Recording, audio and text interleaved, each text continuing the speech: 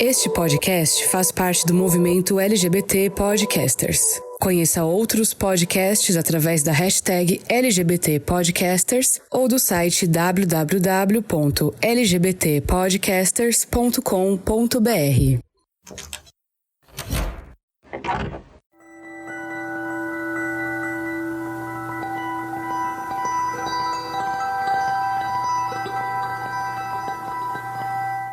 Olá, queridos forasteiros, eu sou Fernando Arazão e este é o Fora do Meio, o podcast que faz parte da rede LGBT Podcasters, que você encontra no nosso site, que é www.foradomeio.com.br, no seu agregador de podcasts favorito e até no YouTube. Hoje a gente está num episódio muito especial porque é o episódio que está celebrando um ano de Fora do Meio. Há um ano atrás eu decidi criar esse canal que se tornou uma das coisas mais importantes da minha vida, pelo contato, pelo aprendizado que eu tenho com vocês e com cada convidado que já passou por aqui nesses últimos 12 meses. Então é um episódio que eu estou celebrando com a participação de vocês. Você vai perceber que no decorrer do episódio vão ter alguns inserts de áudios mandados por vocês, ouvintes. E esse episódio, basicamente, a gente vai fazer um pequeno review do que foi esses últimos 12 meses, até relembrando você que chegou recentemente no Fora do Meio, o porquê que eu quis criar um podcast como uma resposta, a tudo que a gente ia começar a viver a partir das eleições de 2018, um governo novo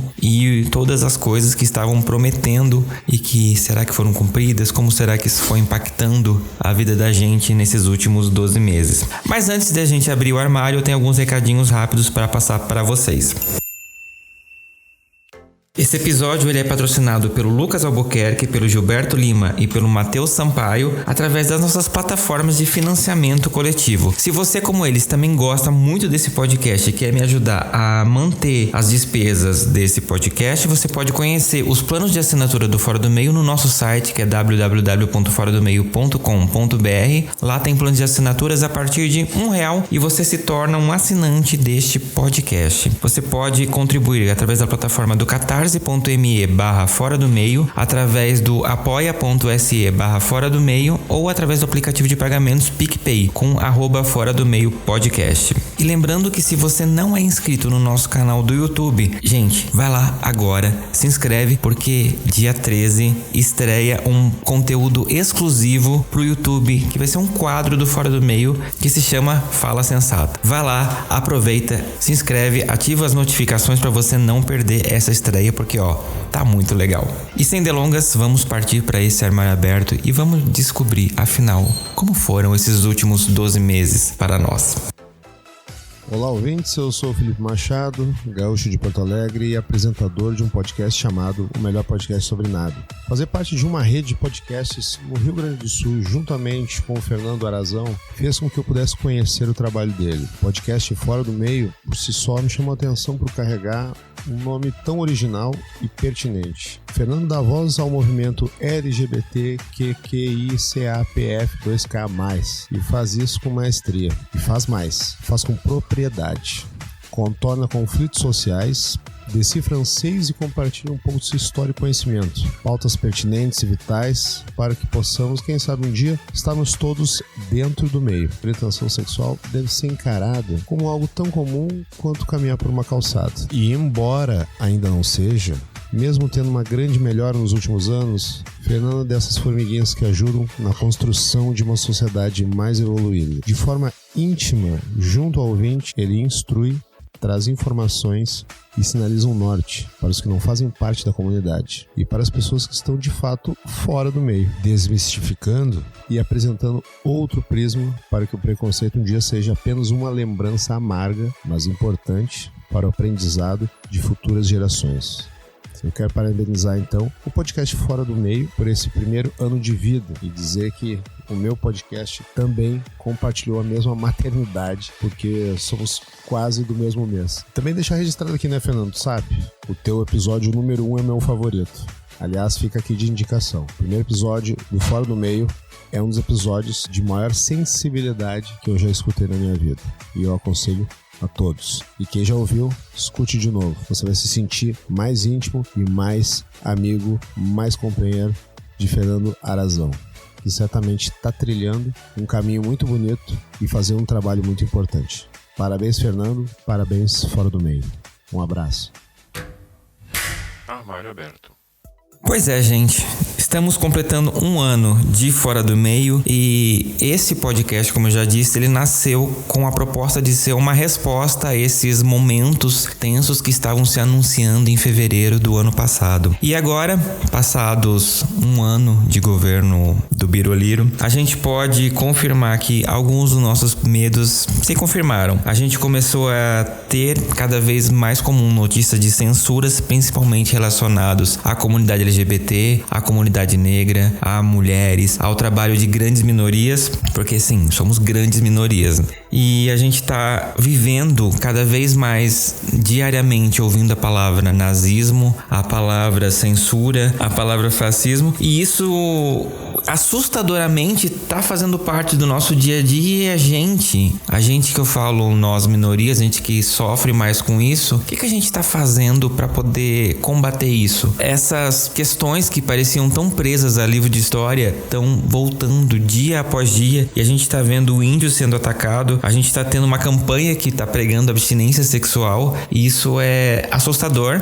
e talvez a gente não tinha ideia de que ia ser tão grave o que a gente já está vivendo. E esse episódio do Fora do Meio é um episódio de celebração, a gente tá fazendo um ano, mas ao mesmo tempo vai ser um episódio de reflexão. Afinal, o que a gente viu nesses últimos 12 meses para minorias? E para falar comigo sobre isso, né, como um homem gay, eu tenho 2 convidados mega especiais. Eu sei que eu falo isso pra todo mundo, mas é que esses 2 são realmente especiais porque são as pessoas que me ajudam a fazer esse podcast, são os meus produtores aqui do Fora do Meio. E para vocês até conhecerem quem são convidados, por favor, se apresentem para a audiência. Bom, meu nome é Camila, eu sou uma mulher oriental e, além de trabalhar com feira aqui no Fora do Meio, eu sou profissional da educação, mais especificamente da educação especial.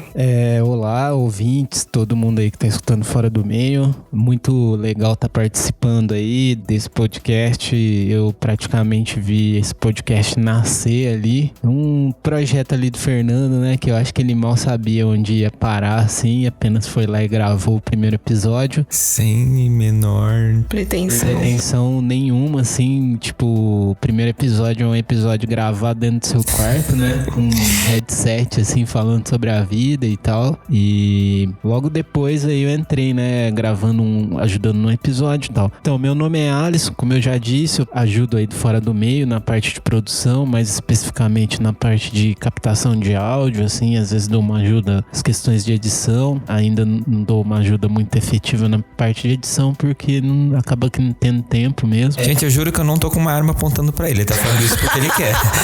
E também na parte de produção, alguma coisa, né, tipo pra receber a galera, ajeitar todo o esquema, cada gravação é uma gravação diferente, né. E também tem um podcast que é a mesma galera, só inverte os papéis, aí no caso é o que a chama Programa Intro, podcast super novo aí, dá pra você procurar aí nas plataformas, que é de música alternativa, música experimental, com entrevistas e tal, que também Fernando e a Camila participam, só que de maneira invertida, né, na parte da produção. Sou um homem negro, hétero, e tamo aí, né, pra comemorar um ano aí de podcast aí, né? Massa, legal pra caramba. Vamos nessa, cara, vamos trocar essa ideia aí. Sim. Eu conheço o Alisson, vai fazer acho que uns 4 anos, a Camila também esse mesmo tempo, a gente acabou... Na verdade, assim, eu dividi quarto com o Alisson durante muito tempo, e a Camila, a namorada dele, a gente acabou convivendo junto, e o Alisson foi na verdade, assim, ele e o Guilherme, que foi outro menino que morava com a gente, foram as pessoas que me deram o primeiro tapa na cara com a questão de sexualidade, porque eu lembro quando eu fui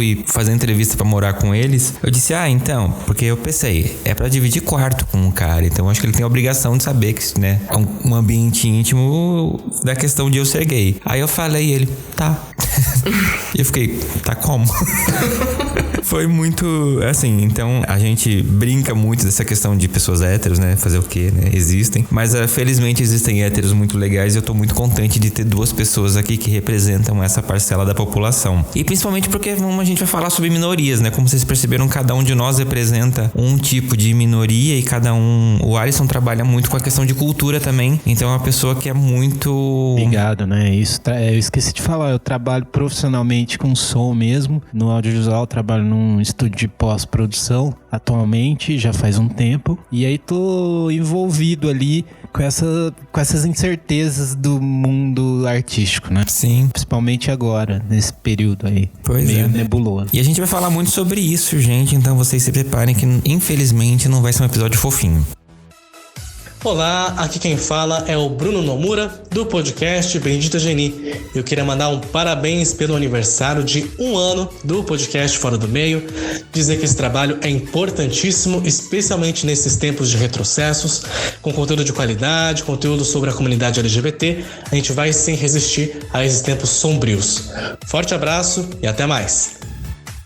Mas é isso, né? Festas, a gente vai considerar essa... Festa é isso, né? Você encontra as pessoas e discute, putz, e agora, gente? Mas a gente tá aqui lidando com questão de minorias e eu, como um homem branco, gay, mas branco, então eu e heteronormativo, eu acabo não passando, às vezes, por muitas situações que as outras minorias passam. Eu não tenho tanto contato, exceto que a gente senta aqui e conversa, fala tipo, putz, aconteceu tal coisa, ou eu passei por tal coisa, ou até vocês ouvintes me mandam relatos de vocês. E eu acabo tendo contato de muitos detalhes da vida das pessoas que eu não tenho. E eu, como gay, eu vi nesses últimos 12 meses o quanto o governo federal é fissurado pela comunidade LGBT, a ponto de a qualquer momento, qualquer brecha, eles usarem a gente para se promover, sejam o pai, seja o filho ou o restante do clã, que tá sempre usando nós, LGBTs, como uma forma de ofensa e tentando deslegitimar o movimento,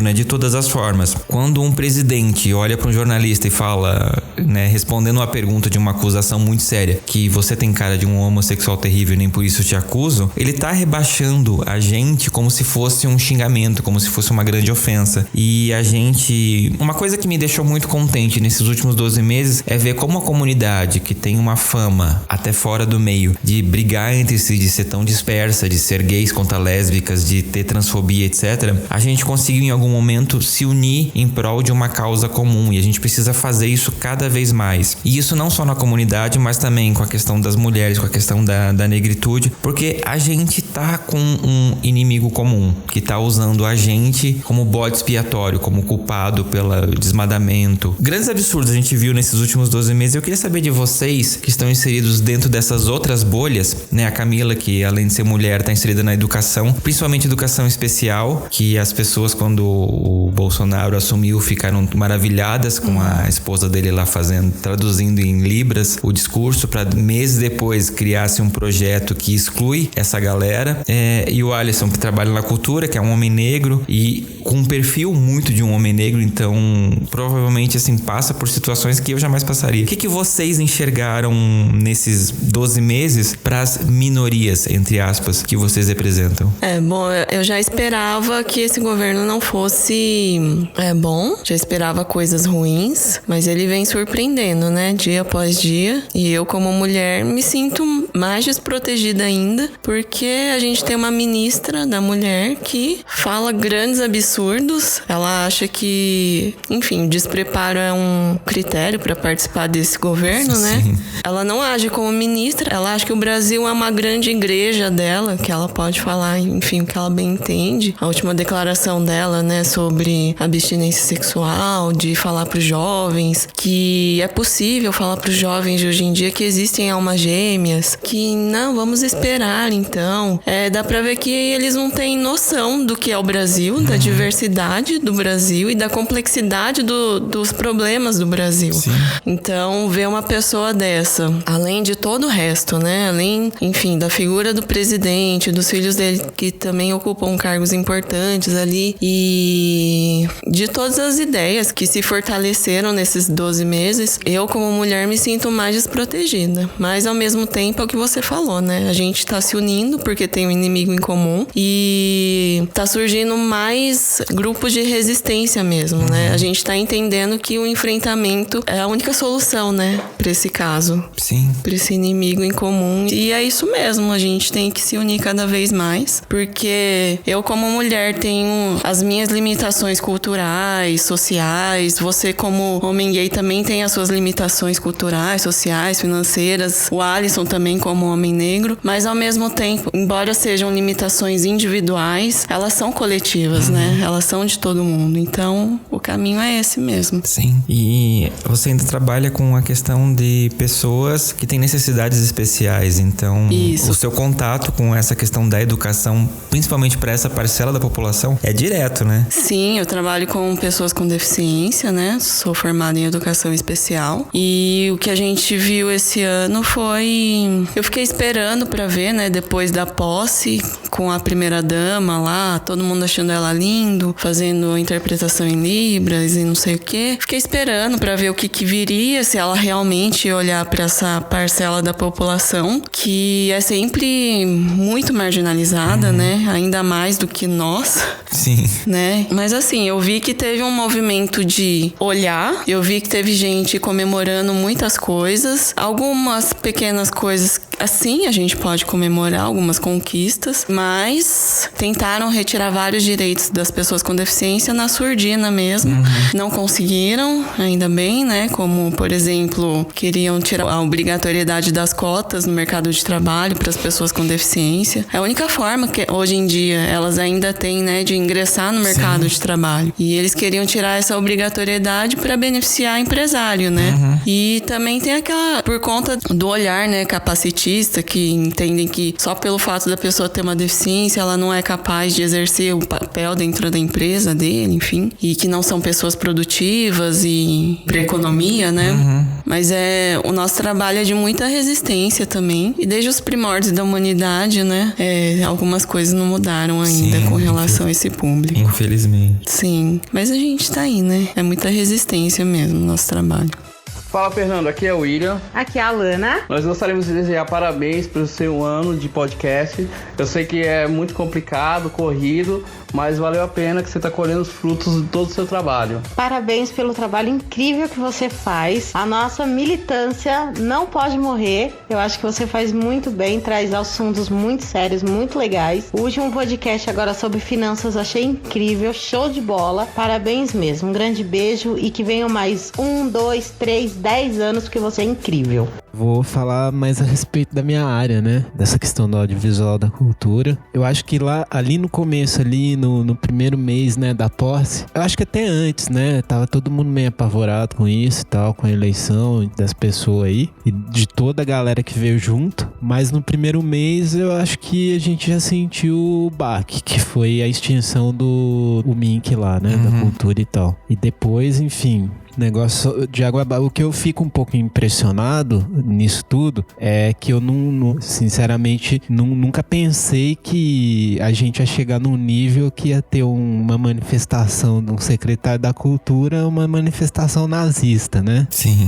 E aí, tipo, enfim, aí é surreal. É um bagulho assim que eu acho que, sinceramente, eu acho que a extinção do MINC, toda a propaganda negativa que o governo fez pro audiovisual, né? Do que fez, de tudo. E mostrar também, assim, é óbvio que muitos deles que estão lá, eu acho que não assistiram, acho que nenhum filme brasileiro, conhece muito pouco sobre cinema nacional, sobre a produção mesmo audiovisual brasileira. A não ser, sei lá, filme da Record, do Bispo, essas coisas. Que foi desbancado por um filme com um personagem LGBT. Pois é, que é a maior bilheteria, talvez, da história aí brasileira. Eles pouco sabem disso e fizeram uma propaganda muito negativa, né? Quase que apontando que todo mundo que trampa com isso é vagabundo e fica mamando nas tetas do governo. Sendo que, assim, é um crime isso no meu ponto de vista, porque pra chegar até aí não foi assim, vamos abrir um fundo aqui que vai apoiar a produção cinematográfica do Brasil. Não foi simples assim. Tem toda uma estrutura de ver como isso pode trazer retorno também pra instituição. Sabe? A maioria, muitos filmes que foram contemplados por editais de fundos setoriais tem um compromisso financeiro com a instituição, com a federação, sabe? Tipo, o governo tem direito de lucro do filme por um longo tempo, entendeu? Sabe? É uma estrutura que não é simples assim, é complexa, que foi muito bem elaborada durante muito tempo, pra chegar aí em um mês o cara falar um monte de groselha, né? E todo mundo acatar. Mas é isso, cara. Eu acho que é como vocês disseram. É que assim, eu acho que a produção audiovisual, a pluralidade, essas coisas, ela só é efetiva mesmo com políticas públicas, assim, sabe? Eu acho que a gente não pode esperar isso da instituição privada, assim, sabe? Enfim, eles investem o que é interessante pra eles, entendeu? Então eu acho que uma política pública de audiovisual, de incentivo, você consegue criar uma cena audiovisual muito, muito diversa e mostrando realmente que é o Brasil. Aí o cara... Enfim, é umas coisas ridículas uma atrás da outra, entendeu? Porque a gente tá falando audiovisual, mas o audiovisual é um meio muito restrito, né? Eu acho que por isso também cola muito fácil a pessoa falar qualquer coisa ou numa live e todo mundo acreditar, porque é muito restrito. Quem tá nesse meio é, sei lá, menos de 1% da população do Brasil. Então, tirando esse menos de 1%, e ninguém mais sabe o que é o audiovisual brasileiro, entendeu? Não sabe como é que funciona. Então, você falar qualquer coisa vai colar mesmo, entendeu? Isso é muito perigoso, enfim. Mas tamo nessa, né? Eu tô vendo alternativas, assim. Eu não acho que é uma questão de falar, pô, a iniciativa privada, eu acho que o que vai dar um respiro no audiovisual brasileiro durante esse tempo vai ser a iniciativa privada, essa questão dos streams, Netflix, a Amazon, essas empresas que vão querer investir e fazer séries. Eu acho que isso vai movimentar muito mais do que o próprio governo, mas o audiovisual brasileiro estava numa crescente fenomenal. E essa crescente não é um fenômeno, não é uma coisa assim que apareceu de uma hora para outra. Isso é uma política pública muito bem elaborada, muito bem pensada, que vai crescendo. E o cara em um ano conseguiu quebrar lindamente com isso. Mas essa política pública, ela criou estruturas, né? Então ainda tem gente filmando aí com pouca grana mesmo. E é essa ideologia que eu vejo que a galera que faz cinema, assim, que faz um cinema mais autoral, vamos filmar com quem a gente tem que tá rolando, entendeu? Pra nossa felicidade, ainda tem políticas de alguns estados ainda que não tá nessa esquizofrenia, essa coisa maluca que tá o governo, né? Então a gente ainda tem aí o estado de São Paulo, que tem o PROAC, que tem diversas coisas que ainda apoiam a cultura, né? Eu falo mais do cinema, que é uma coisa que eu tô mais envolvido, mas ainda tem que vai incentivar músicos, o teatro, não sei o quê. Isso é ótimo, ainda bem que tem. Mas é aquela coisa, né? A gente, do jeito do panorama que tá, agora tem também eleições municipais, né? Que eu sinceramente, eu fico um pouco com medo, na real, assim, sabe? Porque eu tô na ideologia que a tendência tá só piorando, a tendência é piorar. E que as coisas legais que vão aparecendo é as coisas que são iniciativas da comunidade mesmo, sabe? E eu acho que o audiovisual tá nessa também. Muita gente rodando com pouco e com o que dá, porque vão fazer com que dá, porque de repente nem o mínimo a gente vai ter mais. Tá meio que nessa, assim. Eu acho também, a gente tá num período agora que eu acho que as instituições ainda funcionam de certa forma, sabe? Então o cara faz um discurso ali evidentemente nazista, fascista, ele cai no próximo dia, porque ele cai super mal e o Congresso fala, não quer isso. Elas ainda funcionam, mas funciona daquele jeito muito covarde, sim, sabe? Muito, sei lá. Porque, na minha opinião, tem certas pessoas que dão discursos, a Damares, não sei o quê, que são discursos passíveis à prisão, entendeu? A cadeia, a responder processo e esse tipo de coisa. Você não pode deixar um cara que faz um discurso ridículo, nazista, assim, sabe? Isso nunca vi no Brasil, todo tempo, sei lá, pelo menos do fim da ditadura até agora, isso nunca aconteceu. Sim, e lembrando sempre que nazismo é crime segundo a Constituição brasileira. Pois então não tem nem conversa. Não tem nem conversa. Esse cara bem provavelmente deveria estar respondendo, não sei se ele tá respondendo um processo passivo a ser preso mesmo, porque isso é crime, entendeu? E a gente tá num estado que as pessoas ficam testando com o povo brasileiro coisas assim, fora do comum, assim, sabe? Isso daí foi um teste. Ele falou, mano, se passar, vamos ver que nível que tá, entendeu? Não passou, óbvio, né? O Brasil é muito plural. Não tem só fascista aqui nesse país, entendeu?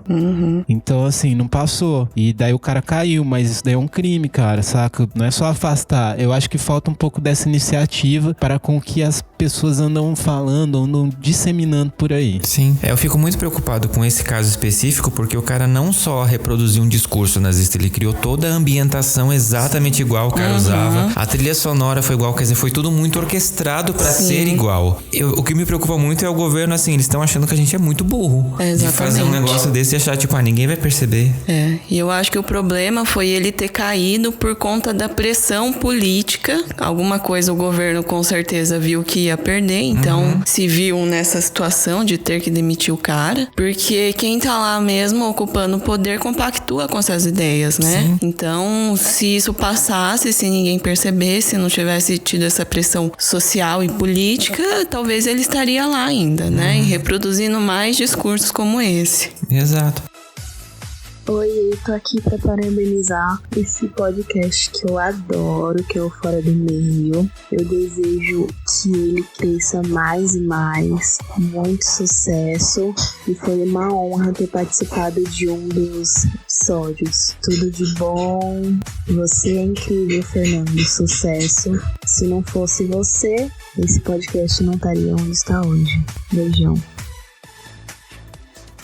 E a gente tá falando de coisas que foram assim, aconteceram em 12 meses apenas, assim, parece que já faz muito mais tempo, mas tem notícias que a galera às vezes comemora, tipo assim, porque o desemprego deu uma diminuída, porque a economia deu uma aquecida. Mas o que a gente acaba vendo de notícias é a informalidade crescendo. Exatamente. Né? Nada contra quem trabalha com Uber, com Rappi, etc. Porque é o que tá garantindo o sustento dessas pessoas, mas assim, você vê que são pessoas que não gostariam de estar trabalhando com isso. Ou a romantização do empreendedorismo, né? Isso. Também. Que as pessoas se veem sem saída, acabam fazendo bolo, fazendo salgado pra vender e romantizam isso, né? Como se fosse uma solução super cabível pra todo mundo, né? Sim, isso num país em que a gente discutiu, a gente aumentou o tempo da aposentadoria, né? Tem umas regras ali que muita gente, diante dessa situação, não vai conseguir cumprir. E isso é muito perigoso, né? A gente tá caminhando realmente pra uma precarização da vida do brasileiro. Exatamente. Da classe média e classe baixa. E o que vocês enxergam, principalmente assim, das notícias do último ano, o que vocês acham que foi a pior coisa assim que vocês viram, que vocês disseram? Caramba. Nossa, difícil essa. Porque cada dia é uma coisa, né? É muita coisa, né? Eu acho que assim, do último ano a gente fala em 2019, mas pra mim a pior notícia de todas foi quando ele realmente foi eleito. Porque, assim, a partir daquele momento eu sabia que tinham coisas que iam cair. Sim. Sabe? Porque ele já falou, ele discursou e a galera tava batendo palma, entendeu? Ele é um político que realmente tá cumprindo tudo que ele falou, né? O que ele falou e tá conseguindo fazer, ele tá fazendo, entendeu? Algumas coisas são um pouco mais difíceis ali, tem que passar por um congresso também, e a galera, enfim, que ele não tá conseguindo tocar da maneira como ele quer. Mas, assim, pra mim a pior coisa, assim, de início foi quando ele ganhou, porque daí eu vi foi um período muito tenso, né? Período das eleições, muito confuso, mas aquele momento ali, eu falei, nossa, velho, vamos aí 4 anos aí de insegurança total, assim, sabe? No meu ponto de vista. Eu acho que eu ainda tô correto no meu modo de vista, assim, porque, sei lá, você vai pro interior ou você toma contato com outras bolhas que não é a sua, você vê que a galera hoje em dia tá um pouco menos militante, né, na extrema direita ali, mas você vê que a galera, votou nele e qualquer coisinha que pareça boa, a galera vem te falar, você esfregar na cara, né? Exatamente. Você viu que o Bolsonaro injetou tantos milhões, não sei o que, sabe? Você viu que ele vai lançar um plano de cultura que é pra fazer o filme dos heróis brasileiros, das personalidades, e que 20 milhões, velho, é ridículo, assim. 20 milhões dá pra fazer um filme, uma série, sabe? Tipo, no esquema Brasil, assim, sabe? Bem feita, sabe? É ridículo, assim, o cara falar que é pro orçamento, vai se ferrar, né, velho? Cara, é enganação, o cara também sabe que não é, entendeu? Sim. O cara tem documentos de outras épocas de política pública e tal, mas a pior notícia, cara, é muito difícil. Eu acho que a pior notícia é a não notícia. é aquilo que o governo não se posiciona. Essa pra mim é a pior notícia. Que, sei lá, um cara lá é fuzilado e o cara não fala nada. Tipo, o cara faz um discurso, o nazista, o governo se posiciona também. O posicionamento vem ali da Câmara, dos deputados, vem um posicionamento de lá que é formado por diversos outros partidos também de direita, alguns de esquerda, outros de centro e tal. Mas a referência não se posiciona. Eu acho que a pior notícia é a não notícia, sabe? A falta de posicionamento, porque demonstra mesmo que o cara tá cagando. É isso mesmo que ele defende, assim, sabe? Sim. Essa pra mim é a pior notícia. Eu acho que voltando um pouquinho no que o Alisson tava falando da galera que ainda milita, né, pelo governo, tem a questão também do público da educação especial, que nesse último ano eles usaram muito a imagem do Marcos Mion, né, pra mostrar as conquistas, principalmente do público com autismo. E assim, são direitos que já estavam conquistados na legislação vigente. Eu não vou tirar o mérito do Marcos Mion, porque ele poderia estar cagando pela causa, afinal ele tem dinheiro para tratar o filho dele com o profissional que ele quer, no país que ele quiser, mas ao mesmo tempo eu acho que a gente tem que vigiar para não aceitar migalhas, porque é um público que sempre foi muito marginalizado desde os primórdios, e o pouco que ganha já acha que tá vindo de um super-herói, sabe? E enfim, eu acho que é isso. E eu acho que a pior notícia pra mim é o fato deles continuarem no governo e estarem tocando isso da maneira que eles estão, sabe? E se sentindo autorizados a falarem, a fazerem o que eles bem entendem. É claro que eles encontram resistência, não tá tão fácil assim pra eles também, né? Tem muitas coisas que eles acharam que ia ser mais fácil e que eles estão vendo que não. Mas a pior notícia pra mim é a permanência deles. Eu considero que a pior notícia, assim, pelo menos pra mim, é o posicionamento da esquerda. Porque eu acho que desde da eleição a gente tá brigando da esquerda e isso é uma falha. O pessoal fica falando tipo assim, que você é petista, não sei o que, gente. Eu acho que o PT está errando muito nesses últimos anos. Por exemplo, na pesquisa da eleição ficou muito claro que a única pessoa que não ganharia do Bolsonaro seria o Haddad. E a esquerda, sabendo disso, porque todo mundo sabia, foi lá e manteve o Haddad, né? Poderia ter apoiado outra pessoa, poderia ter criado uma outra estratégia, mas eu acho que o problema da esquerda brasileira, nesse momento, está sendo uma briga de egos.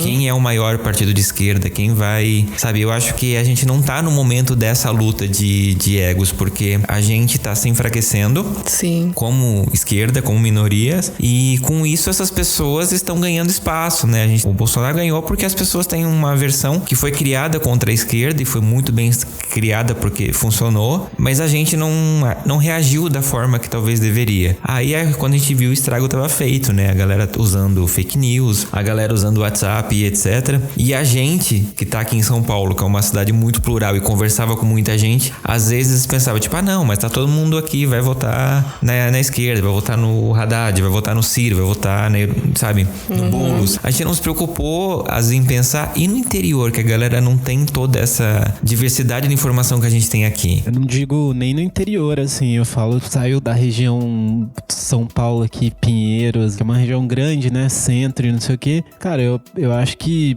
teve muita gente na periferia que votou no Bolsonaro, entendeu? No interior nem se fala, teve cidade que ele ganhava lá com 90% de votos.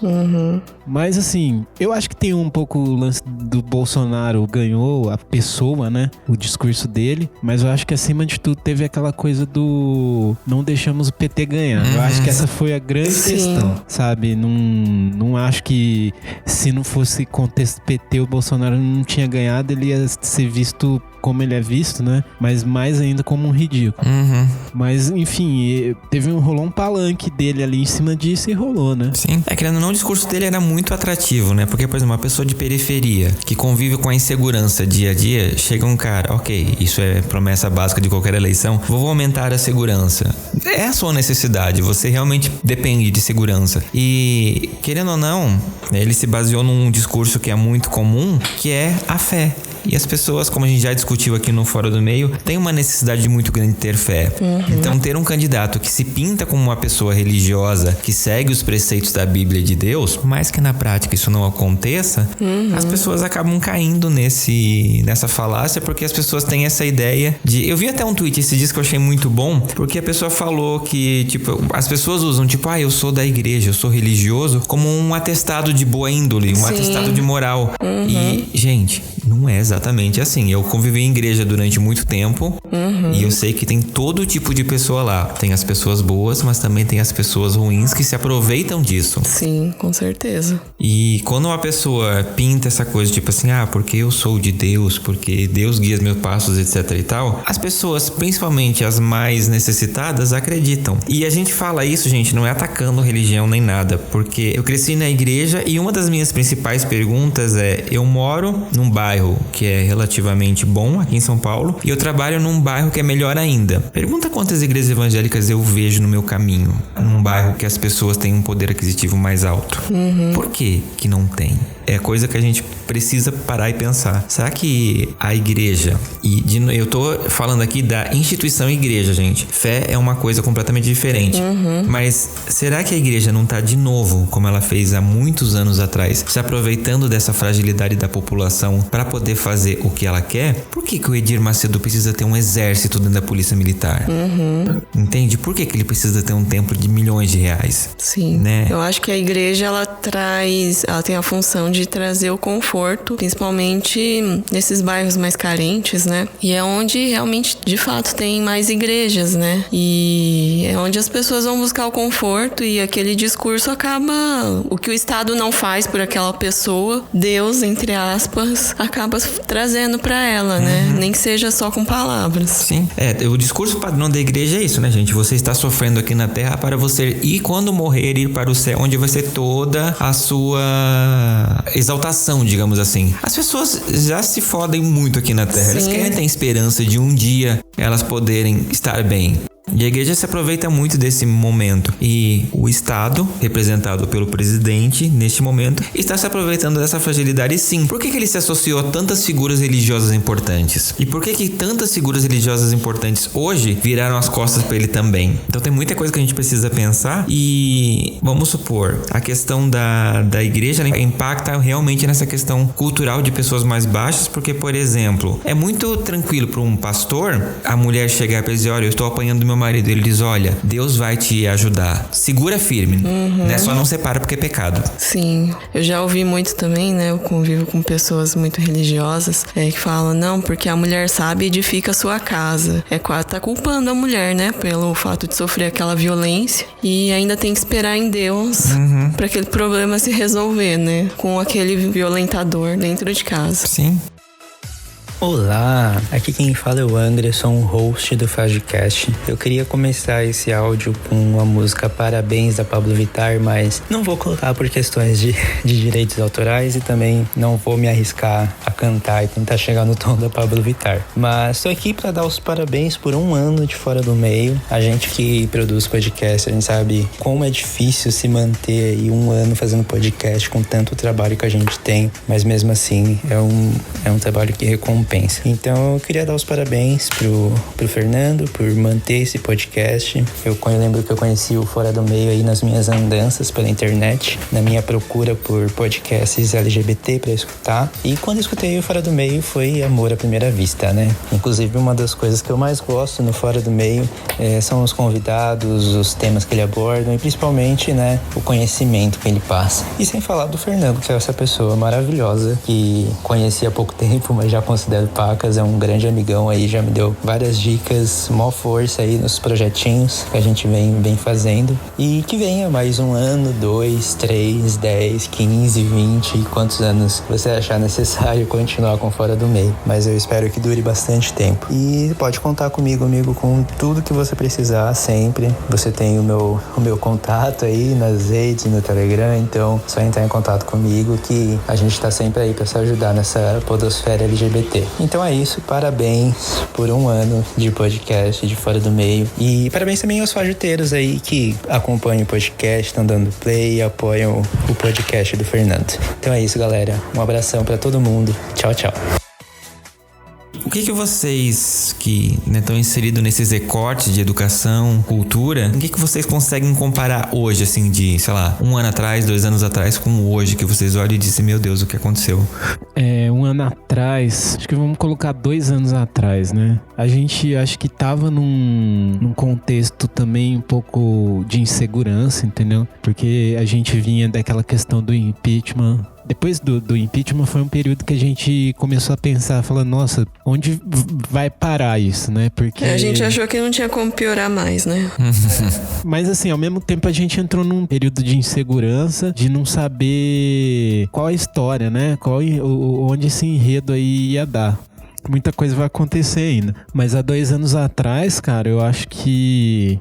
Não sei, eu acho que a gente ainda tinha um pouco de esperança nessa questão das políticas públicas, assim, sabe? Eu acho que na máquina pública mesmo, tinha muitas questões da política pública, mas tinha outras coisas também que há 2 anos atrás a gente já via. Por exemplo, teve a questão do teto de gastos na educação, essas coisas que a gente já via como uma estagnação mesmo da educação pública no Brasil por uns 20 anos, sabe? Uma notícia bem triste, assim, bem difícil de lidar.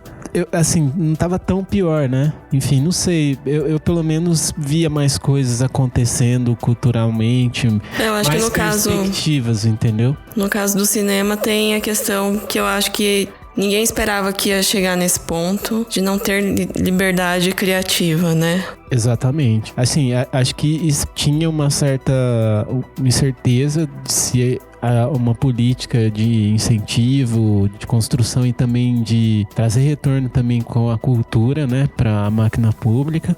Puta, isso daí eu acho que não passava na cabeça de ninguém. Que ia ter edital que ia censurar, entendeu? Que iam tirar os cartazes, né, dos filmes brasileiros. Dos filmes brasileiros e, por exemplo, você, dependendo do edital que você mandar, o edital não vai passar por causa do tema, da temática. E isso daí tá cada vez mais claro que pode acontecer, que vai acontecer. E acho que há 2 anos atrás eu pelo menos não pensava nisso. Tava ali no esquema da produção, tava lá com toda a galera. Eu acho que a produção audiovisual do Brasil há 2 anos atrás estava numa crescente. Enfim, referência mundial, eu acho, em festivais e tudo mais. E, enfim, a coisa tava se estruturando, assim, sabe? Tinha alguns títulos nacionais que realmente estavam fazendo uma bilheteria grande. Então, há 2 anos atrás a gente não imaginava que, por exemplo, vamos supor, de repente o Minha Mãe é uma Peça, que é um filme totalmente viável financeiramente, que eu acho que é um filme que talvez possa até ser feito sem incentivo, não sei. A gente não imaginava que um filme que é viável financeiramente tem uma das maiores bilheterias aí e tal. Pode ocorrer dele num próximo edital ser censurado, sabe? É tipo em termos capitalistas, assim, vamos falar, é um filme financeiramente, existe um retorno naquilo.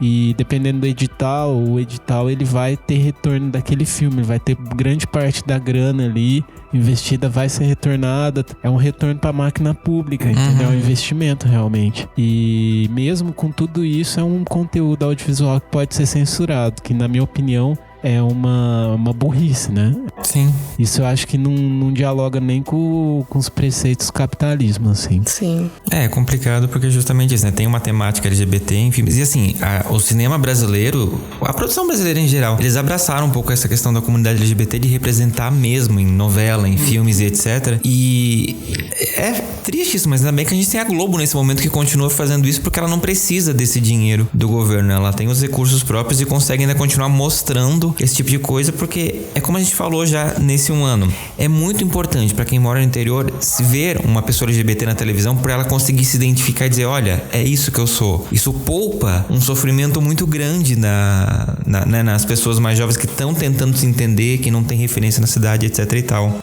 Fala, Fernando. Parabéns do SS News pro Fora do Meio.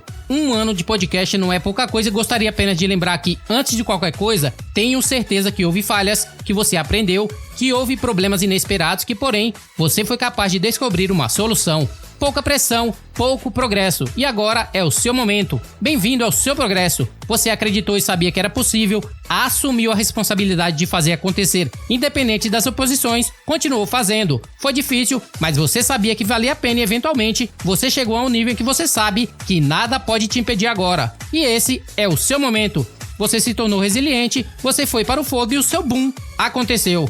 Então só tenho a agradecer de poder te dar os parabéns e pedir que você continue com esse boom de sucesso cor-de-rosa que é o Fora do Meio. Um abraço do SS News, Twitter, @RodilsonS. Tchau, tchau.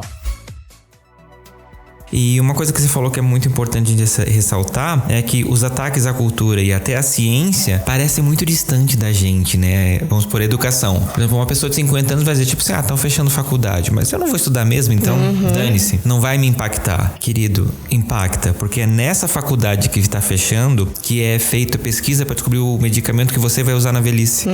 E as pessoas às vezes falam, tipo assim, não me afeta corte em ciência, não me afeta corte em cultura, porque eu não assisto cinema, eu só vejo Netflix. Netflix é cultura, querido. A música que você escuta é cultura. E a ciência, principalmente essa questão científica, tem um podcast que eu gosto muito, que eles falam muito isso, que às vezes o mal do cientista é ficar enclausurado lá no seu laboratório e deixar que as pessoas pensem que ele é só um velho de cabelo branco, cabelo arrepiado, que veste jaleco e vai misturando produtos, quando na verdade não.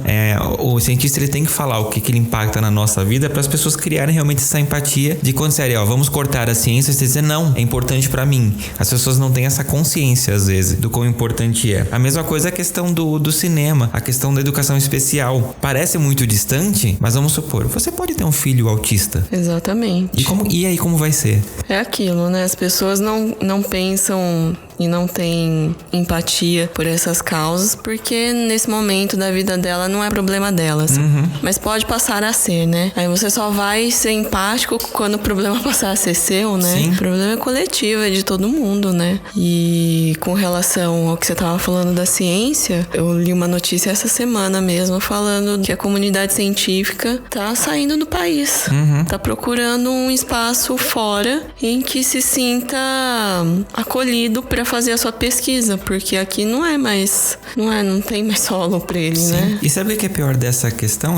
Isso chama evasão de cérebros, e esse podcast fala muito isso, que o que acontece? As pessoas, cientistas, não têm incentivo aqui, vão estudar fora, criam tecnologias que poderiam ser criadas no Brasil, o Brasil vai ter que importar essas tecnologias. Exatamente. De pessoas brasileiras que saíram daqui porque elas não têm incentivo. Então como que isso não impacta na sua vida? A gente vai pagar mais caro por uma coisa que é nossa. Com certeza. Então estão se fazendo escolhas boas, né, agora. Mas o que as pessoas não estão enxergando, como você falou, não vai ser um impacto negativo hoje, ou essa semana, ou mês que vem, mas vai ser no futuro, né? E depois, para consertar tudo isso, vão ser mais alguns anos, algumas décadas. A gente estava num processo positivo, né? Progredindo, tanto na ciência quanto na cultura, mas é difícil, né? Querido ouvinte, esse peso que você sentiu agora é realmente real. Aconteceu aqui agora. Mas a gente tá falando aqui, mas a gente acabou não tocando muito nessa questão dos incentivos, assim, na parte educacional, né? Eu não compreendo, assim, a fundo, mas a gente tem alguns órgãos, assim, tipo o CNPq que tá quebrado, FAPESP também que diminuiu bastante, e a gente tem um contexto de universidades federais também que estão arrochando orçamento, essas coisas. É porque a pessoa ela só fuma maconha, né, gente? Pois é. Inclusive vocês que são de Universidade Federal, provavelmente, né? Sim, parceiro. E de humanas ainda. É assim, o próprio aluno mesmo, ele não tem, às vezes, como se manter numa pós, né? Graduação, ele não consegue uma bolsa, essas coisas. São questões que, se a primeira brecha que o cara, né, desenvolver a pesquisa dele fora, o cara vai, entendeu? Então, o cara já ia antes, entendeu? Agora mais do que nunca. Enfim, eu sempre achei essa questão da pesquisa científica no Brasil, tipo, você vê algumas pesquisas muito fodas, assim, referências mundiais, mas sempre achei que poderia ser mais, né? É um investimento ainda que pode ser, sempre pode ser mais. Às vezes você vai em alguns laboratórios, tá faltando equipamento. E às vezes coisas básicas, né? Coisas sabe, um equipamento meio funcionando mais ou menos, sabe? Enfim, entra em laboratório que tem que estar numa temperatura X e, sabe, esses problemas. Então, sempre poderia ter um incentivo maior, assim. Agora descambou, né? Agora descamba. Aí entra, sei lá, talvez algumas pesquisas que são mais interessantes antes em questão empresarial, financeira, porque daí quem vai financiar são outras instituições, né, privadas. Mas assim, o panorama, eu acho que o científico do Brasil é negativo pra caramba, assim, sabe? Eu acho que a ciência sempre teve os seus percalços, né? Sempre teve os seus problemas. Mas, na época que eu tava na faculdade, participava de grupos de pesquisa em educação, a gente discutia sobre isso, porque a professora orientadora era questionada por que um grupo de educação precisava de um laboratório, sabe?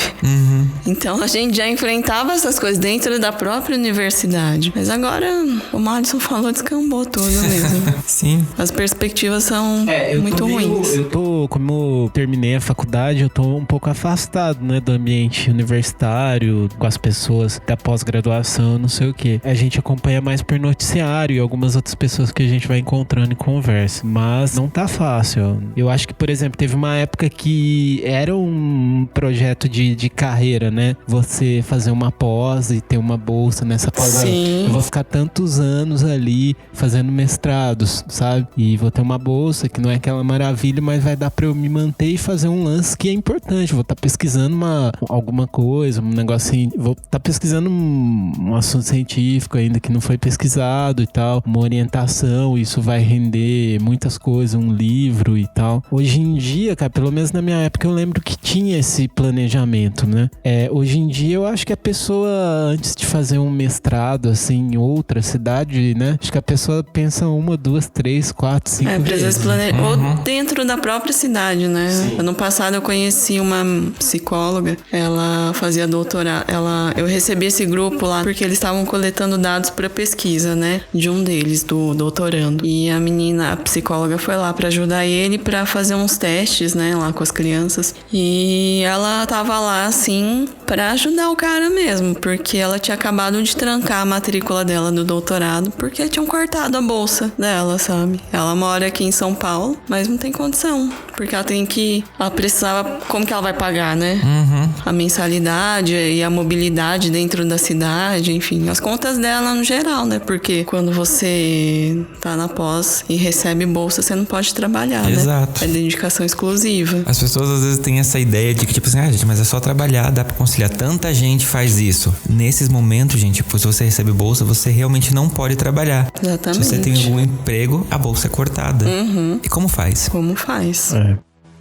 E pessoal, aqui é o Luiz Otávio, sou mais um dos milhares de ouvintes, com certeza, né, aqui do Fora do Meio. Vim aqui, né, dar as felicitações ao podcast e também, né, ao seu criador, Fernando Arazão. Que seja o primeiro de muitos anos aqui do Fora do Meio, que a comunidade esteja sempre presente, ouvindo, aprendendo, afinal, esse é um podcast maravilhoso, que traz ótimos convidados. Então, é muito legal ver esse tipo de iniciativa e ver que tem gente produzindo conteúdo pra gente, não é mesmo?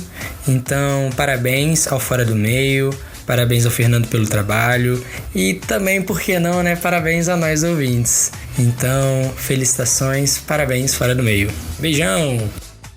E a gente tocou rapidinho antes na questão das, às vezes, falta de união da esquerda ou das minorias em geral. Vocês que estão inseridos em outras minorias, né? O Alisson, negro, Camila, mulher. O que vocês enxergam dentro dessa bolha de vocês, essa questão da união? Porque assim, na comunidade LGBT tem muito isso, né? A gente é unido, mas tem sempre uma rixa, às vezes, tipo assim, contra a lésbica e o gay, ou o trans e o gay. Rola toda uma transfobia, às vezes tem muito viado que diz que homofobia é besteira, que não existe, que é vitimismo e etc e tal. Não enxerga que, vamos supor assim, o travesti tá morrendo, tá morrendo. Isso pode chegar em você um dia, porque você, para os olhos da sociedade conservadora, que acredita que a homossexualidade é pecado, porque a Bíblia fala que é pecado, a diferença entre um travesti e você é a mesma. Não tem, né? Vocês são iguais e, tipo assim, pra dar uma paulada no travesti, dar uma paulada em você, é só você dar um beijo a alguém no meio da rua. Com relação às mulheres, eu tô bem otimista. Eu acho que elas estão cada vez mais unidas, nós estamos cada vez mais unidas, entendendo melhor as questões umas das outras. O que tinha um pouco tempo atrás, que eu via em maior intensidade era uma rixa com relação ao grupo do feminismo das mulheres brancas e o grupo do feminismo das mulheres negras, das orientais, enfim, porque as mulheres negras realmente têm muitas outras questões, né, que as mulheres brancas não estão ali, né, no dia a dia para entender, mas eu vejo um movimento bem positivo. Eu acho que tá todo mundo cada vez mais unidas e procurando entender e dialogar, e é um movimento bem empático, assim, sabe? Acho que essas rixas estão diminuindo, tá todo mundo dialogando mais, procurando entender mais o lado da outra. E se unindo, se ajudando cada vez mais. Sim, eu acho que a força das mulheres, cada ano que passa, tá aumentando muito. Isso é extremamente importante, né? Com certeza. Gente parar e conversar, porque no final a gente tá todo mundo no mesmo barco. Sim, exatamente. Exatamente. Ainda mais na minha área, né? É predominantemente feminino. E eu acho que até por conta de um olhar histórico, né? Que as pessoas que trabalham com educação, e principalmente com educação especial, são mulheres, porque são mulheres que dão o cuidado. As pessoas com deficiência, elas são passíveis apenas de cuidado, né? Elas não são possuidoras de direito e pessoas ativas na sociedade. Mas eu vejo um movimento bem importante e uma crescente bem positiva. Eu também vejo um movimento, assim, na questão do movimento negro, assim, mas eu não consigo dizer com propriedade se isso vem se intensificado, assim, e se a questão do governo Bolsonaro deu uma intensificada nisso. Porque a minha pesquisa é direcionada a isso, mas a minha pesquisa em ir atrás, né, é bem recente. Então, quando eu comecei a ver, já tava tudo nesse turbilhão de Temer e já quase Bolsonaro, entendeu? E daí eu fui conhecendo alguns grupos, assim, bem unidos, assim, bem militantes, sabe? Eu acho que na própria eleição também, eu fiz questão de votar em negros, assim, que só pra presidente não tinha opção, né? Sabe? Tipo, não tinha o que fazer mesmo. Eu também, eu votei em mulheres, fiz questão de votar em mulheres. E daí eu fiz esse voto, assim, em negros, assim, e eram pessoas muito articuladas, assim, que tem, sei lá, 15, 20 anos de ativismo pra mais, assim, sabe? E me sinto até meio um pouco incomodado de ter conhecido esse ativismo só naquele momento ali das eleições, né? Que eu fui dar uma pesquisada e falei, nossa, esse cara é massa, cara. Ou essa mina e tal, eu vou começar a acompanhar, né? Mas antes daquilo, a pessoa, sabe, fez várias coisas, criou várias coisas, entendeu? E desde esse período, assim, o que eu venho acompanhando tem um ativismo bem forte, assim, sabe? Eu acho que essa questão também da morte da Marielle pra cá também trouxe mais pra visão, assim, de todo mundo, né? Mas ainda é um movimento que, sei lá, eu não posso dizer que eu tô ali inserido 100%. Vou me envolvendo aos poucos, né? Mas, assim, eu vejo, assim, que o movimento negro, ele é bem unido, assim, tendo uma visão de fora, né? E esse ativismo, por que eu conheci tão tarde também, eu acho que vem de um contexto também que, como eu sou filho adotivo, a minha família é toda branca, então eu tenho a minha criação toda pautada pela visão branca mesmo, né? Eu acho que eu só fui ganhar essa minha visão, até a minha própria identificação mesmo, entendeu? De ser uma pessoa negra e tal, quando eu fui entrar na universidade mesmo. Sim. Porque daí você começa a ter contato com movimentos que tem ali dentro, e esses movimentos te deixam bem claro. Mas aí tem uma questão que você entra na universidade, você estuda, você entende aquilo e você passa a entender que você sempre foi negro, entendeu? Mesmo quando você não tinha essa noção. Porque você passa a entender que certas questões ou certas ocasiões que aconteceram com você, de preconceito que naquele momento você não achou que era, entendeu? Você começa a ter uma visão sobre isso. E daí depois que você tem essa visão, é muito claro você notar as desigualdades e o preconceito na sociedade. E daí, enfim, você estuda numa faculdade federal e tal, que pra mim a gente volta nessa questão política. Estudei numa faculdade federal que tinha negros, cara. Tinha lá a questão da cota a gente teve contato, não era uma faculdade, com certeza, era uma faculdade, sei lá, 90% branca, mas tinha negros também, entendeu? Então, eu acho que por causa disso também eu tomei consciência, entendeu? Porque talvez se não tivesse essas políticas públicas, eu não ia ter essa consciência até hoje. Porque você passa por uma faculdade e entra no mercado de trabalho, se você não se ligar ao movimento, sabe? Você não consegue desenvolver muito bem o discurso, entendeu? Porque no seu dia a dia de trabalhador do audiovisual ou trabalhando em certos segmentos do audiovisual, o negro não é muito presente. Existe uma diferença muito grande, sabe? E, enfim, aí você trampa lá, que é um lugar onde você fica dentro do estúdio, fazendo várias coisas, com várias pessoas. Você fica lá uma semana, mas essa uma semana não passou um negro lá, não ser você. Entende? Então, acaba que você também não tem com quem falar. Sim. Você tem coisas pra falar, tem coisas pra discutir, você tem muita dúvida, né? Mas você não tem com quem falar, porque, enfim, você também vive numa região ali de Pinheiros e não sei o que também não tem negro, entendeu?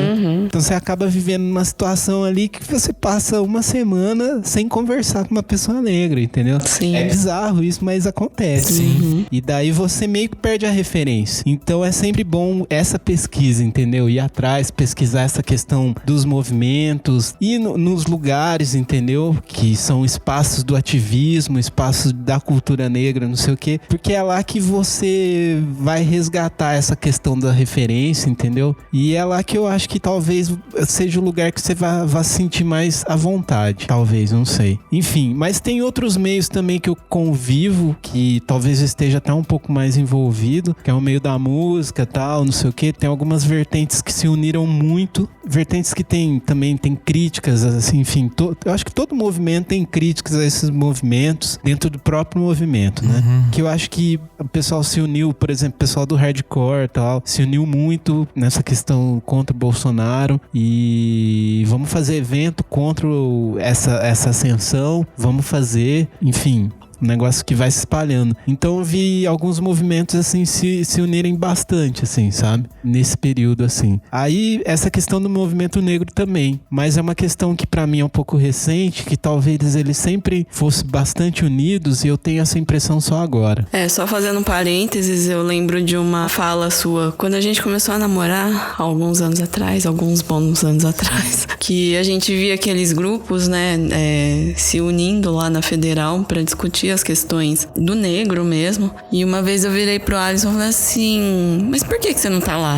Por que você não se junta, né? Aí o Alisson falou assim, não sei, eu não tenho identificação com a causa. E realmente, né, ele cresceu escutando músicas de branco, e ele até chegou a já falar, não gosto muito de samba, essas coisas assim. Ele não tinha muita identificação com a cultura negra, porque ele não teve vivência mesmo. Daí quando você começa a estudar, né, e até essa conversa, você começa a entender, você começa a ver que também essa discriminação existe. Sim. E daí quando você toma consciência disso, você tá naquilo também, entendeu? Sim, aí você fica igual aquele meme do Pikachu surpreso, né? Exatamente. Você tá naquilo também, e como é que eu faço pra pegar as referências de luta, né? Sim. Enfim, eu não vou pegar a referência de luta no Ayrton Senna, não tem nada a ver, saca? Então, todo respeito ao Ayrton Senna. Mas sim, não é a sua realidade, né? Não é a minha realidade, tá ligado? Então é isso. Então, tipo, chega um momento ali que você tá carente da referência. E você ficou um bom período com aquilo no subconsciente.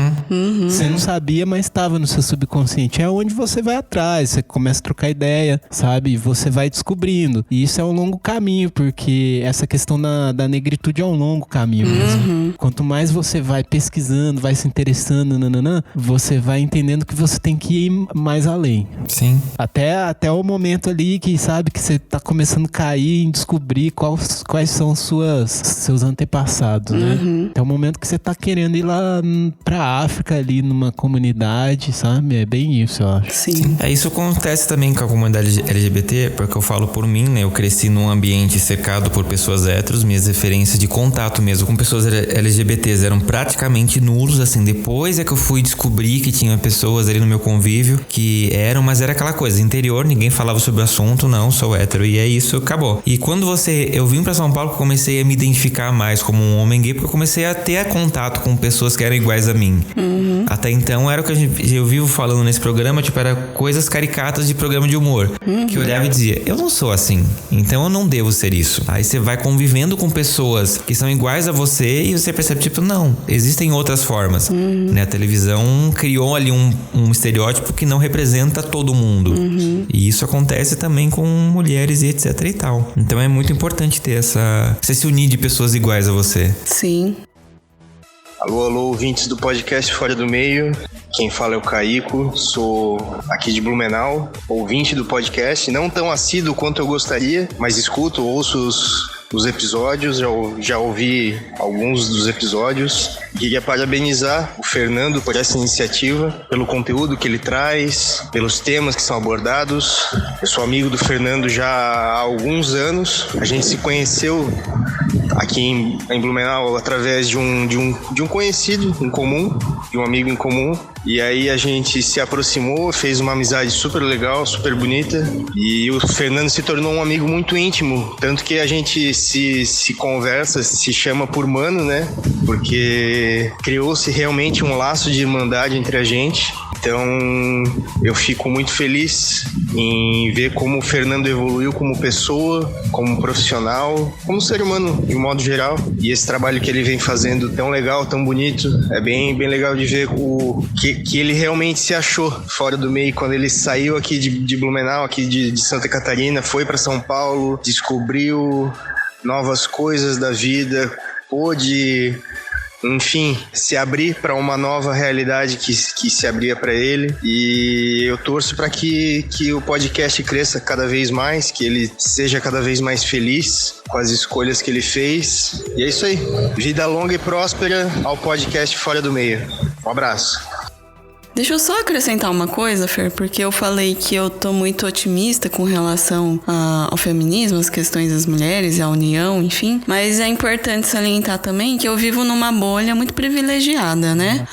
Ainda tem muita mulher morrendo pelo fato de ser mulher. E eu tava lendo até uma matéria falando sobre a violência contra a mulher, que de 2018 para 2019, 16 milhões de mulheres no Brasil sofreram algum tipo de violência. Isso significa que cerca de 500 mulheres são violentadas por hora no Brasil. Então, a minha perspectiva é positiva, mas a gente ainda tem muito que lutar, né? Não, o caminho é longo. O caminho é muito longo.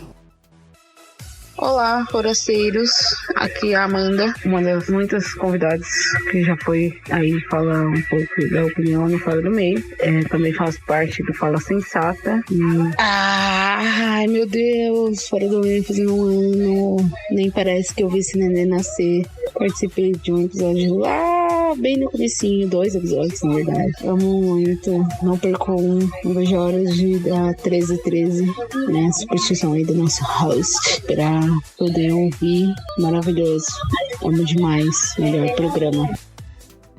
E pra terminar, o último tópico dessa conversa, desse episódio de aniversário, eu tô lembrando daquele meme do Clodovil, tipo, essa festa virou um enterro, mas tudo bem.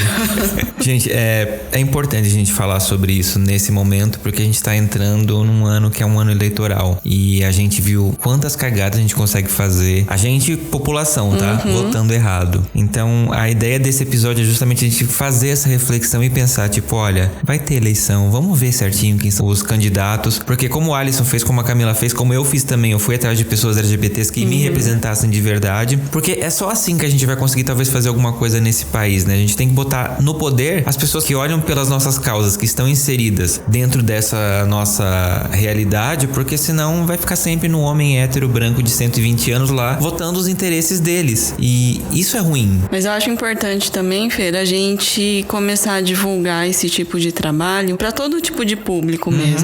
Porque, embora a gente A gente tava lá no evento do Spotify, estava se falando muito no ano do podcast. Mas assim, é o ano do podcast pra quem tem acesso, entendeu? Tem muita gente que ainda não tem acesso. Você vai pro interior do estado de São Paulo, um monte de gente não conhece ainda podcast. Tem tanta informação legal e importante, né? E dentro de São Paulo mesmo, você vai na periferia, tem gente que ainda não conhece essa mídia, sabe? Então é muito importante a gente divulgar pro máximo de pessoas que a gente conseguir. Porque tá disponível em várias plataformas, né? Eu vi uma entrevista da Rita Von Hunt. Outro dia ela tava falando, não adianta a gente falar pra convertido, né? Tem que falar pra quem ainda não entende o que a gente tá falando. Falar pra quem a gente já entende é enxugar gelo, né? Sim. A gente precisa falar com quem ainda não entende, quem ainda precisa enxergar, né? De outras formas. Sim, Rita Von Hunt, maravilhosa. Saudades, inclusive. E de verdade, eu trabalhei muito com ela e assim, ela moldou muito meu caráter nessas questões. Porque ela foi a primeira drag que eu vi na vida. Sim. Então, ela me provocou um choque, assim, de um cara do interior e que ela me ensinou muita coisa nessa convivência do tempero e etc.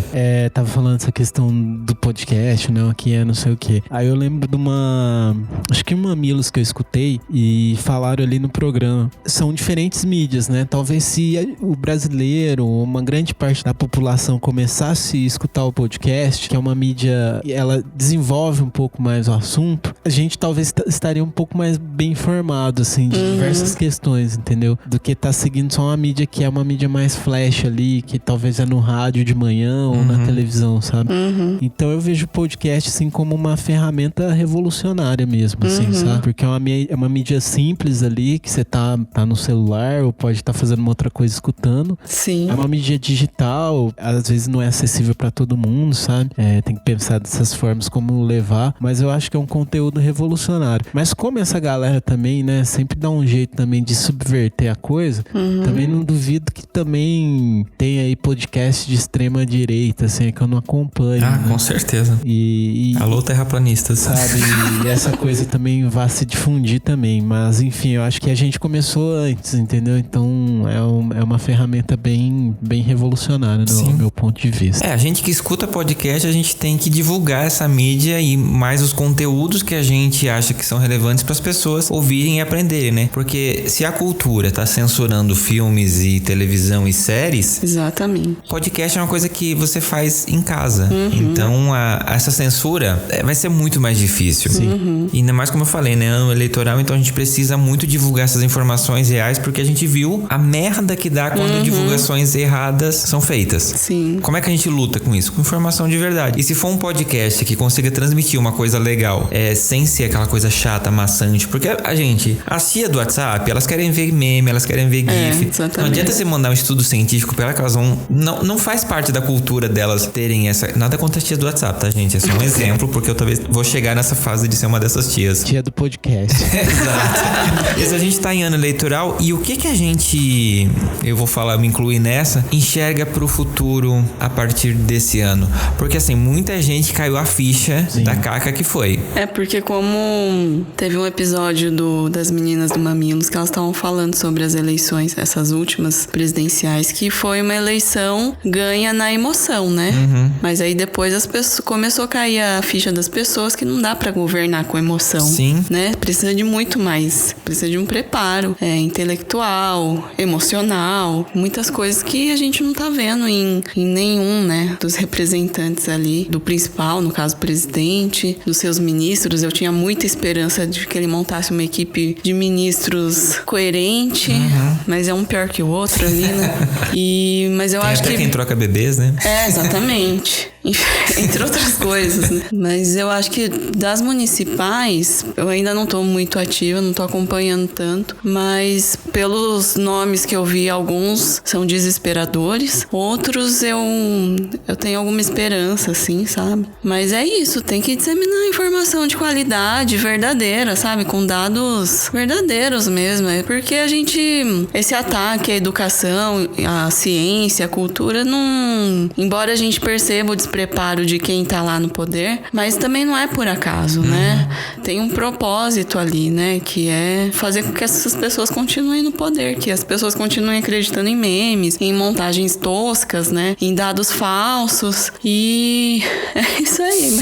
Eu acho que essa vai ser uma luta nessa municipal aí. Mas eu acredito que algumas pessoas já acordaram, né? Embora tenha algumas pessoas que não consigam ainda dar o braço a torcer, mas algumas outras pessoas já acordaram pro que estão acontecendo, que tá bem grave. Assim, ainda não tô acompanhando a fundo, assim, sabe? Eu geralmente gosto de acompanhar da cidade de São Paulo, que é a cidade que eu vivo, e das cidades que eu passei, né? De Franca ali, que é um caso muito complicado, e de São Carlos, que também tá passando por uma fase muito complicada politicamente, assim, até lastimável ver... Uma cidade universitária, né? Uma cidade universitária que é ainda hoje, né? Mas teve uma época que era referência... de tecnologia. Nacional, assim, e tinha uns projetos de cultura fantásticos, uma cidade do interior de 200 mil habitantes, sabe? Era uma cidade muito foda, ainda é, mas tá passando por um momento político muito grave, de vereador, assim, ligado à milícia e ameaçando, assim, sabe? Coisa séria mesmo, assim, sabe? E a gente sabe que no interior, né, essa questão do coronelismo ainda tá muito forte, né? Eu tenho as terras lá, então eu mando meio que na cidade. Gosto de acompanhar de São Carlos, tô morando em São Paulo, vou voltar aqui. Então acho que é a que eu vou acompanhar mais. Gosto de acompanhar de São José também, que é uma cidade referência também. É uma das maiores cidades do estado de São Paulo, talvez, acho que é a segunda ou terceira. Mas assim, eu vejo alguns nomes assim, eu fico temeroso assim, sabe? Mas, cara, eu vejo as eleições municipais, pelo menos aqui em São Paulo, com bons olhos, cara. Não é a primeira vez que eu vejo algumas pessoas falando que a gestão do Haddad realmente tá sendo melhor que a do Dória. E não surpreende ninguém. Não surpreende ninguém, é fato. Eu acho que depois do Haddad a gente não teve nenhuma grande referência de político municipal em São Paulo, porque logo o Dória saiu pra, sabe, então... Mas é isso, né? As pessoas só enxergam depois que sabe, isso eu acho que é um processo natural. Sim, com certeza. Essa questão mais conservadora, assim, eu vejo tanto aqui em São Paulo, assim, mas eu vejo isso muito no interior, mas eu vejo as pessoas, sinceramente, eu vejo as pessoas confusas, na real. Como se a pessoa tivesse com uma doença política, assim, sabe?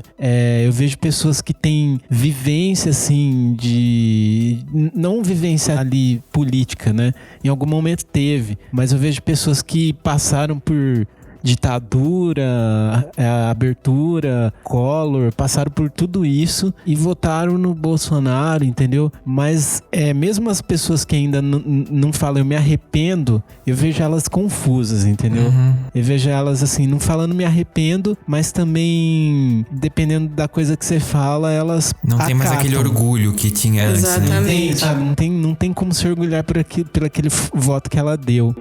Então eu vejo muita gente perdida ainda nessa questão. Eu acho que essa questão de estar perdida, acho que conta um pouco, porque abre possibilidade da pessoa ver, puta, esse cara realmente é um ridículo, então, sabe? Sim. Então, eu não sei se todos os políticos de extrema esquerda nas eleições municipais vão se dar bem, entendeu? Porque já ficou provado que nem todo mundo, assim, sabe, nesse discurso agressivo, assim, sabe? E, enfim, a gente já passou por outras gestões, então a gente conhece, sabe que não é assim, sabe? Mesmo um político de direita, a gente pode falar até do Geraldo Alckmin, assim, sabe? Ele não é assim, sabe?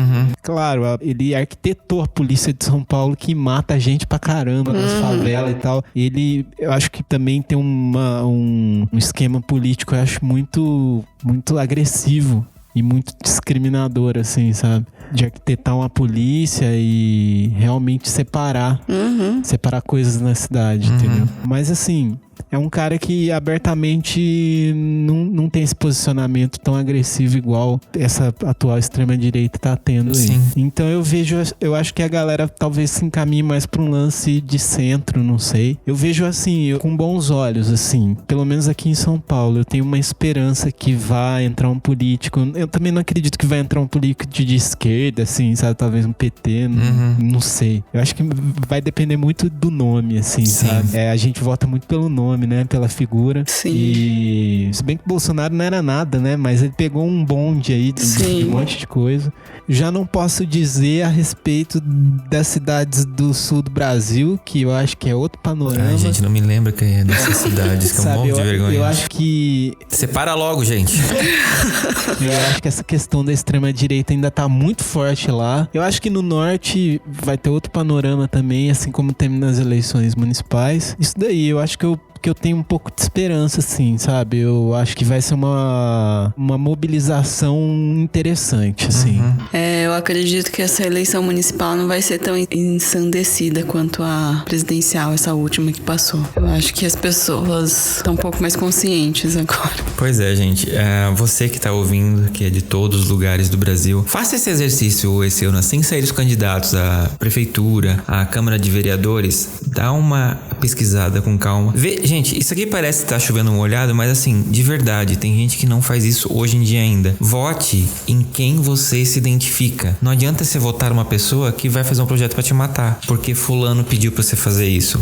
É a sua vida. E mais do que nunca, a eleição de 2018 provou que impacta diretamente na nossa vida. Então, um presidente é capaz de tirar carne da sua mesa. Pensa nisso esse ano. É muito importante a gente ter essa consciência de que, sim, eleição traz consequência e pode ser boa, pode ser ruim. E depois que tá feito, tá feito. Não dá pra ficar tirando a pessoa toda hora. Apesar que, assim, eu sou muito a favor do que o Bolsonaro saia. Mas, assim, não dá pra gente, tipo assim, eleger uma pessoa e tirar ela 2 anos depois o tempo todo. Né? Assim a gente nunca vai conseguir ter uma recuperação política plena. Então, esse aqui é o recado desse episódio. Pesquise os seus candidatos e que ano que vem, no episódio 2 anos, a gente consiga fazer um episódio menos pesado. Nesse sentido, assim, de a gente conseguir falar coisas boas. O Fora do Meio, ele foi criado pra criar essa reflexão mesmo, assim. A gente não quer falar só das coisas bonitinhas, do lado bonitinho do arco-íris. A gente precisa pensar que a gente é uma luta diária, constante. E isso também acontece na comunidade negra, acontece com as mulheres. A gente precisa estar se posicionando e resistindo o tempo todo. Então, pensa nisso. Oi, Fernando e audiência do Fora do Meio, tudo bem?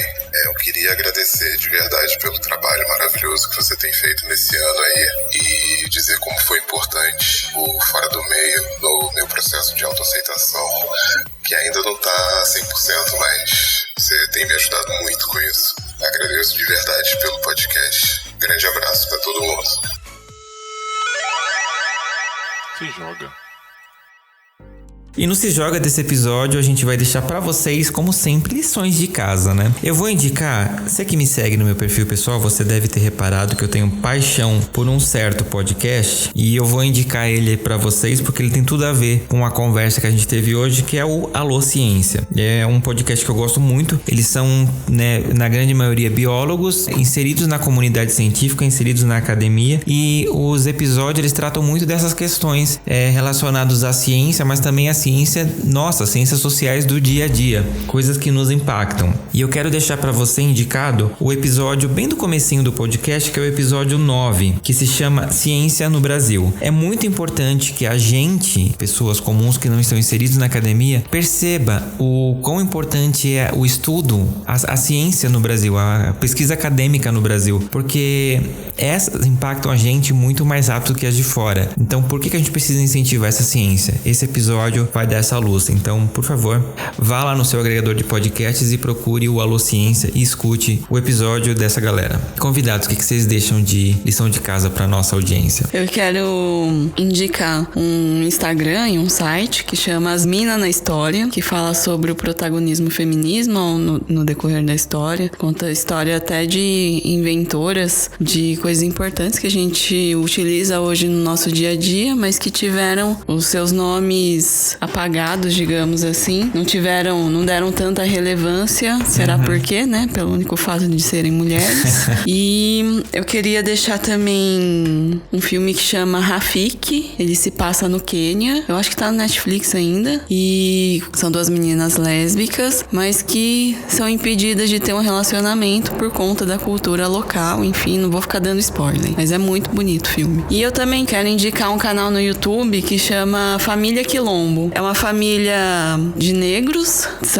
é o pai, a mãe e 2 filhos. Eles falam muito das questões do negro na nossa sociedade, como criar crianças negras nessa sociedade. Eles falam coisas muito importantes, assim, pra gente... É uma fonte de reflexão o canal deles, sabe? E ver como eles empoderam essas crianças também é muito importante, muito legal. Tudo que as crianças têm, assim, tanto em festinha de aniversário, material escolar, eles procuram um personagem negro pra eles se verem ali, né? E sentirem orgulho do que eles são. Porque os pais falam que eles não tiveram essa oportunidade quando eles eram crianças. Isso afetou muito a autoestima deles, né? Ao longo da vida. E agora eles empoderam demais essas crianças. Outro dia a filhinha, que é a Dandara, tava chorando nos stories porque ela tinha acabado de descobrir que ela nasceu no Brasil e não na África. Então eles têm muito orgulho de ser quem eles são e vão lá, é muito legal o trabalho deles. Massa. Bom, eu quero indicar, primeiramente, quem estiver escutando podcast aí, já estiver nos meios do podcast, quero indicar o meu podcast, o programa Intro ali, massa. Só tem uma edição, por enquanto, logo mais sai uma outra edição, uma com a banda Videosonic de Campo Grande e a segunda edição com a banda Sound Mirror aqui de São Paulo, e são entrevistas presenciais que eu faço com eles, bem legais. Então você que gosta de som alternativo, música experimental, improviso, recomendo o programa Intro ali, é só digitar no Spotify, essas coisas. E daí eu também queria indicar uma banda bem bacana, bem legal aqui de São Paulo, uma banda de punk rock que chama Punho de Marrim, que eles se intitulam aqui, ó, Afropunk, resgatar a ancestralidade para mostrar a existência da resistência. Achei essa frase interessante.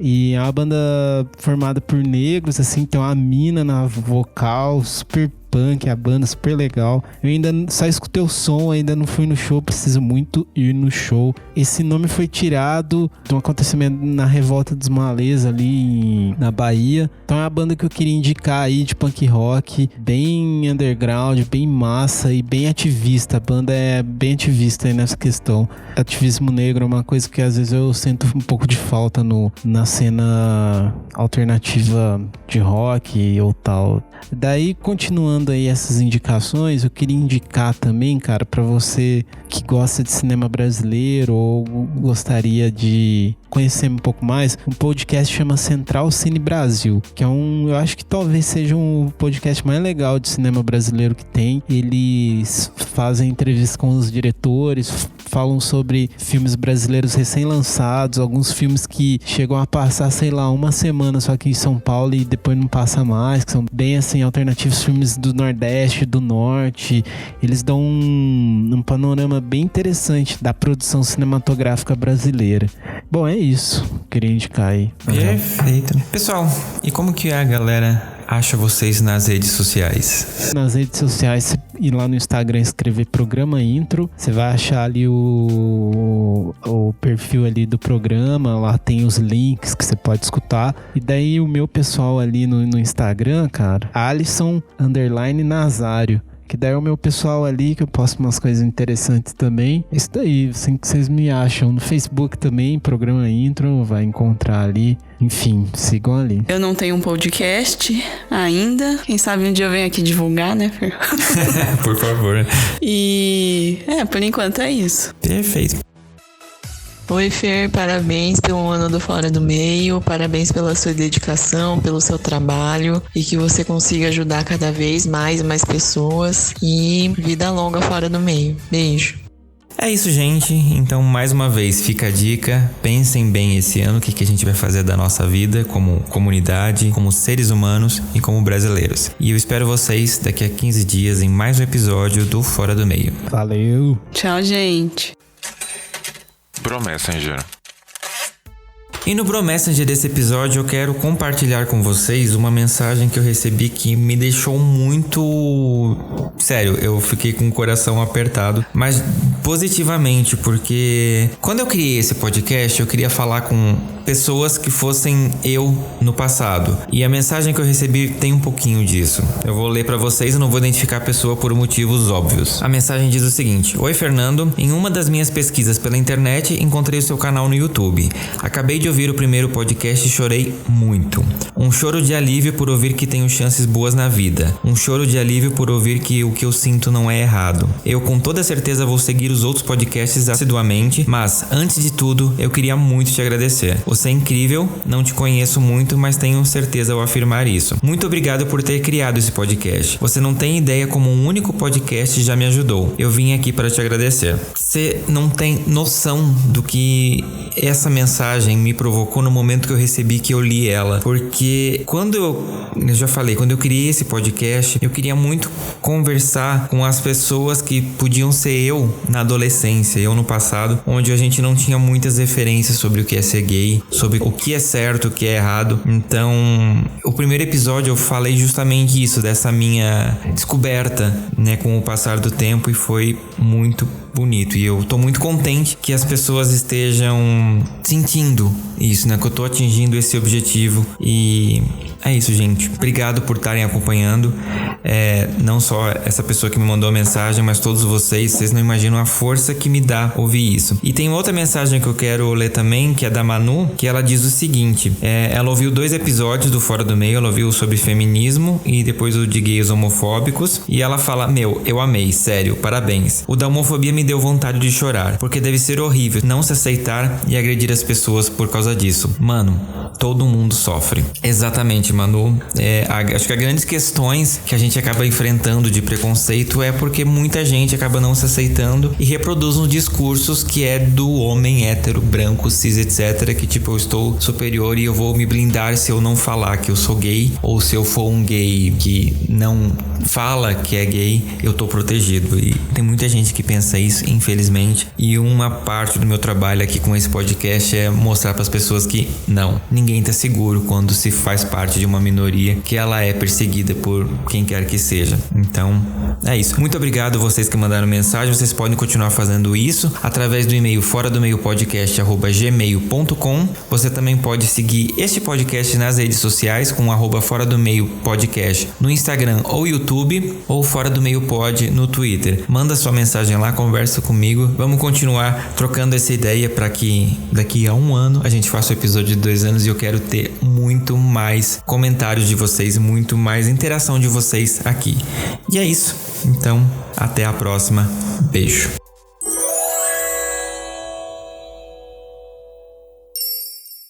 Este podcast faz parte da Podcast. Conheça os demais programas da rede acessando podcast.com.br.